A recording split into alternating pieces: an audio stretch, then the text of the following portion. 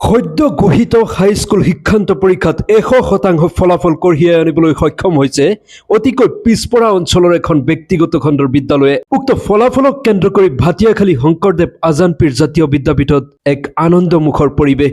ৰাজ্যজুৰি ঘোষণা কৰা হ'ল হাইস্কুল শিক্ষান্ত পৰীক্ষাৰ ফলাফল।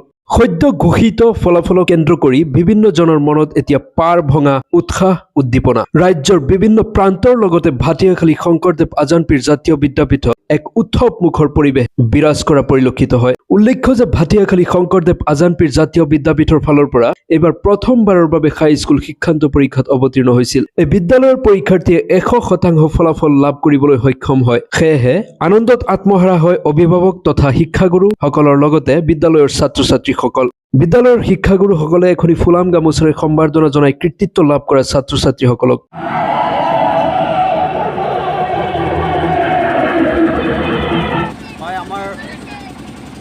ভাটিয়াখালী অঞ্চলৰ একদম ভিতৰুৱা অঞ্চলৰ শংকৰদেৱ আজান পীৰ জাতীয় বিদ্যাপীঠৰ ফালৰ পৰা এইবাৰ প্ৰথমবাৰ হাইস্কুল শিক্ষান্ত পৰীক্ষাত 11জন ছাত্ৰ ছাত্ৰী উত্তীৰ্ণ হৈছিল। তাৰ ভিতৰত 11জন ছাত্ৰ ছাত্ৰীৰ সুখ্যাতিৰে ভাল ফলাফল কঢ়িয়াই আনিবলৈ সক্ষম হৈছে। তাৰ ভিতৰত 2জন ছাত্ৰ ছাত্ৰী তাৰক পাবলৈ সক্ষম হৈছে আৰু 3জন ছাত্ৰ ছাত্ৰী ফাৰ্ষ্ট ডিভিজন আৰু 5জন ছাত্ৰ ছাত্ৰী ছেকেণ্ড ডিভিজন আৰু এজন ছাত্ৰী থাৰ্ড ডিভিজন পাবলৈ সক্ষম হৈছে। বিদ্যালয়খনৰ নাম কি? আমাৰ বিদ্যালয়খনৰ নাম হ'ল শংকৰদেৱ আজান পীৰ জাতীয় বিদ্যালয়। প্ৰথমবাৰৰ পৰা এইবাৰেই দিছিল ন? মোৰ বহুত আনন্দ হৈ আছে আৰু যিখিনি কৰিছোঁ সেইখিনি আমাৰ ছাৰ বাইদেউসকলৰ বাবে আৰু মোৰ খুৰা তাৰ বাবে। এতিয়া তোমাৰ মনত কেনেকুৱা লাগিছে? আনন্দ লাগিছে। তোমাৰ বিদ্যালয়খনৰ নাম কি? শংকৰদেৱ আজান পীৰ জাতীয় বিদ্যালয়। মুঠ কিমান নম্বৰ পাইছা? মুঠ পাইছোঁ 465।